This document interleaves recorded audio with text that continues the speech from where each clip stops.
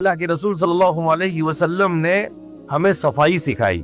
الطہارۃ شطر الایمان، پاکی آدھا ایمان ہے. اس لیے کہا کہ کھانے بیٹھو تو کھانے سے پہلے ہاتھ دھو لیا کرو.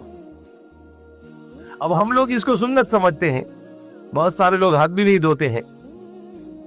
ایک مرتبہ میں کچھ سفر میں تھا ہمارے والد صاحب کے ساتھ میں، آج سے 4-5 سال پہلے.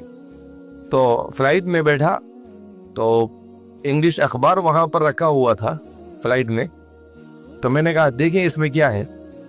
تو اس میں دیکھا میں نے ایک جگہ پر لکھا ہوا تھا ہینڈ واش ڈے، ہاتھ دھونے کا دن. غالباً دسمبر میں آتا ہے، تو دسمبر کا مہینہ تھا تو ہینڈ واش ڈے. تو مجھے تعجب ہوا کہ یار یہ ہینڈ واش ڈے کیا ہوتا ہے. جب میں نے اس کو پڑھا تو اس میں یہ لکھا تھا کہ دنیا میں ہر سال ہزاروں انسان اس لیے مر جاتے ہیں کہ وہ کھانے سے پہلے ہاتھ نہیں دھوتے ہیں. وہ کھانے سے پہلے ہاتھ نہیں دھوتے ہیں.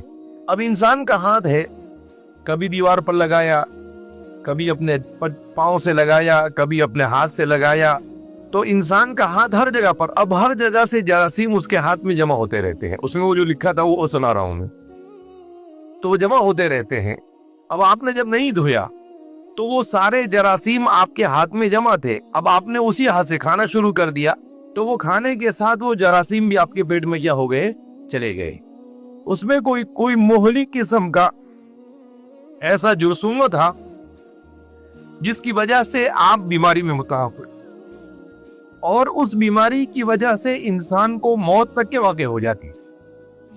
انسان دنیا واقع ہو جاتی ہے، انسان کو موت بھی واقع ہو جاتی ہے. کہ ایک چھوٹی سی سنت، اس سنت کو انسان نے چھوڑ دیا تو اس سنت کو چھوڑنے سے ہزاروں 10,000 انسان دنیا، اس میں ایک آنکڑا لکھا ہوا تھا کہ ایک اندازے کے مطابق 20,000 سے زیادہ لوگ دنیا میں ہر سال اس لیے مرتے ہیں کہ وہ کھانے سے پہلے ہاتھ نہیں دھوتے. وہ کھانے سے پہلے کیا نہیں دھوتے؟ ہاتھ نہیں دھوتے. اب ایک سنت ہے، مگر اس سنت، اب آپ اندازہ لگائے اگر ہم فرائض کو چھوڑتے ہیں، ہم واجبات کو چھوڑتے ہیں، تو ایک ایک فرض اور ایک ایک واجب کے اندر میں انسان کے لیے اللہ نے کتنے فائدے رکھے ہوں گے.